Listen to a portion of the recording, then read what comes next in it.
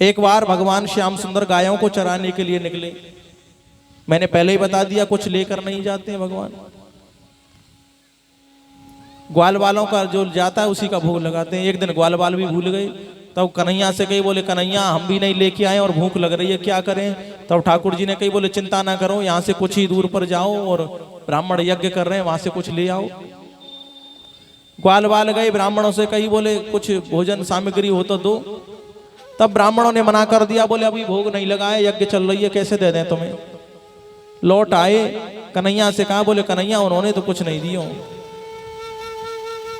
तब ठाकुर जी ने कही, बोले किससे मांगा था।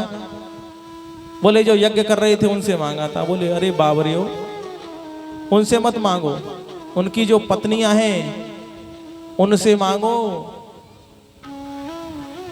वही दान पुण्य करेंगी, वही देंगी, जो कुछ भी भोजन सामग्री है वो नहीं देंगे। और वास्तव की बात है कि दान पुण्य करने की जो सामर्थ्य, जो शक्ति मात्र शक्तियों के अंदर दी है भगवान ने, इतनी पुरुषों के लिए नहीं दी है। वो जानती है कि दान पुण्य हमें कैसे करना है, क्या करना चाहिए। और जीवन में ध्यान रखना, दान पुण्य करने से ही सारे कार्य सिद्ध हो जाते हैं, और तो और भारी से भारी विपदा भी टल जाती है, दूर हो जाती है। भयंकर से भयंकर विपदा भी टल जाती है दान पुण्य करने से। एक छोटी सी लीला आपको सुनाता हूं कि दान पुण्य करने से कैसे भयंकर से भयंकर विपदा टल जाती है। गांव की भाषा में कहते हैं ना, न जाने कौन सी चंदिया आड़े आ गई, कौन सा पुण्य आड़े आ गया, है ना। ये क्या है मालूम है, इसके विषय में समझाऊं आपको। एक व्यक्ति रोजाना जल की व्यवस्था करता था, सबको जलपान कराता था। सब लोग वहां होकर के जाते, जल पीते हुए जाते थे। बहुत समय बीत गया तो वहां कुछ लोग लगातार जाने लगे। 2-4 लोग ऐसे थे जो लगातार जाते थे वहां होकर के, तो उनसे उसकी मित्रता हो गई जल पिलाने वाले की। एक दिन उसने पूछ ही लिया, बोले भैया मैं तो यहाँ जल पिलाता हूँ, तुम क्या कहाँ जाते हो, क्या करते हो भाई, तुम मेरे मित्र बन गए हो। तब उन्होंने कहा, जो 4 लोग थे, बोले भैया सुन, हम हैं यमदूत, और यमदूत को कार्य क्या हुआ। बोले हम 2-4 छेने तेरे इलाके में तो रोज ले जाओ। मैं अब आ व्यक्ति ने कही, बोले भैया तुम यमदूत हो और तुम मेरे मित्र बन गए हो, तो जो बताओ मेरी फाइल को पलट के देख लियो, मेरा नंबर कब है। जरा ध्यान से सुनिए, प्लीज लिसन टू मी।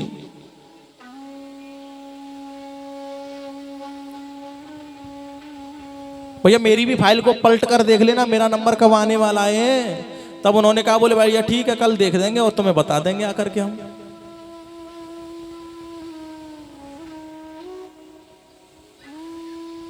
अब वो आए लौट कर कल, तो उन्होंने कहा, बोले भैया सुन, हमने तेरी फाइल देखी, उसमें लिखा हुआ है कि जिस दिन तेरी शादी होगी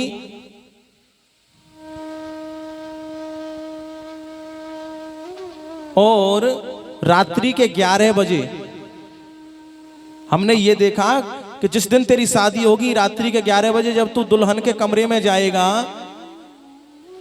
तभी तेरी मृत्यु हो जाएगी। हम में से कोई आएगा नाग बन करके तुझे डस लेगा और तेरी मृत्यु हो जाएगी। सो भैया तू हमारा मित्र बन गो, एक सलाह यही है कि तू ब्याह मत करियो। ठीक है। अब उसने विवाह नहीं किया, लेकिन उसके माता पिता बुजुर्गों का आदेश हुआ तो उसे विवाह करना पड़ गया। और दुल्हन घर में आई, ऊपर छत पे उसे कमरा दिया गया है, और दुल्हन ने अपने पति के लिए भोजन सामग्री सब कुछ तैयार कर रखा है कि हमारे पति आएंगे तो उन्हें भोजन कराएंगे। घड़ी में 11:15 बजे तो उस व्यक्ति ने सीढ़ियों पर पैर रखा ऊपर जाने के लिए, तो उन्हीं में से एक नाग आया। यमदूतों ने कहा था ना हम भी आएंगे, एक कोई नाग बन करके। तो उसने कहा, नाग बनकर जो आया, बोले भैया सुन, तूने हमें बहुत पानी पिलाया, तू हमारा मित्र है, तो हम तुझे एक बात बताना चाहते हैं। घड़ी में हमारी फाइल में लिखा हुआ था कि 11 बजे तेरी मृत्यु होगी, और सुन तू अभी चढ़ेगा ना छत पे तो दंशन तो अभी कर लेंगे, हम तुझे डस लेंगे अभी, लेकिन 15 मिनट तड़पेगा। इसलिए भैया निवेदन यही है कि 11 बजे चाहिए छत पे, सो जब डसेंगे तभी तू मर जाएगा, तड़पेगा तो ना है। इतनी बात किसने सुनी?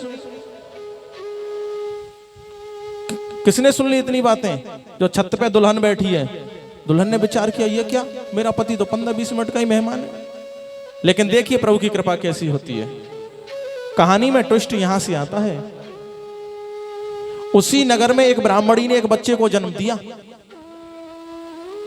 और बच्चे को जन्म देने के बाद, प्रसव पीड़ा के बाद, उस ब्राह्मणी ने अपने पति से कहा, बोले मुझे बहुत जोरों से भूख लगी है और मेरे लिए भोजन होना चाहिए।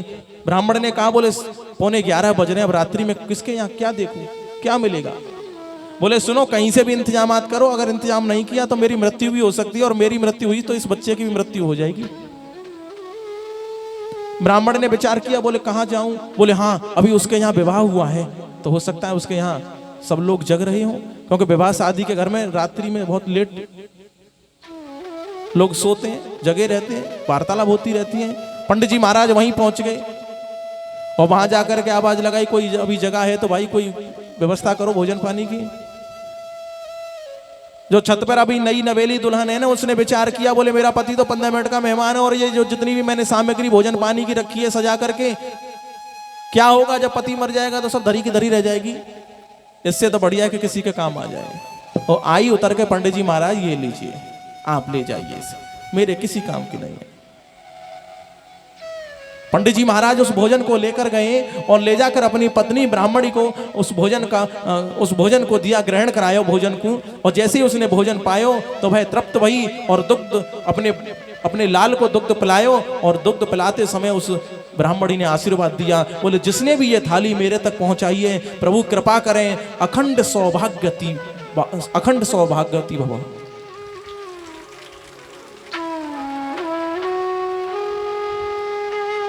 आशीर्वाद दे दिया।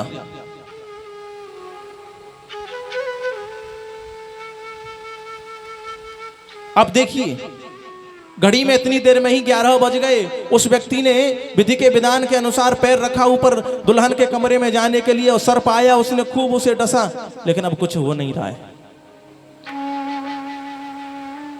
बहुत तेरी फन मार मार के सब कुछ नहीं रहा, जहर खत्म हो गया। और जाकर यमदूत पहुंचे यमराज के पास, बोले महाराज लिखा तो यही था कि हम डसेंगे जब मरेगा, वो तो मर ही नहीं रहा है। यमराज पहुंचे भगवान के पास, बोले भगवान ये विधि का विधान उल्टा सा होता जा रहा है, ये क्या है? तब भगवान ने कहा, बोले क्या बात है? बोले ऐसे ऐसे लिखा था। बोले सुनो, वो अब तक नहीं मरा तो मरेगा भी नहीं।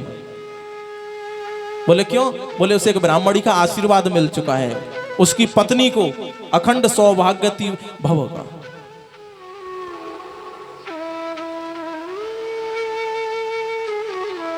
समझ रहे हो दान पुण्य कितना जरूरी होता है, क्यों करना चाहिए?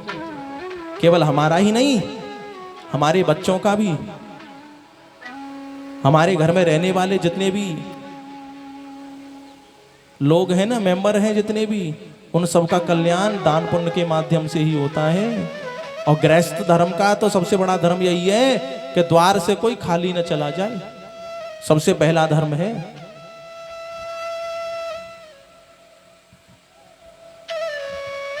भगवान श्याम सुंदर ने ग्वाल वालों को भेजा कि जाओ उन ब्राह्मणियों से मांगो, और ग्वाल वाले जाकर कही, बोले मैयाओ हमें भगवान श्याम सुंदर ने भेजो है, और कछु तुम्हारे यहां से भोजन सामग्री की आस करी है हमने।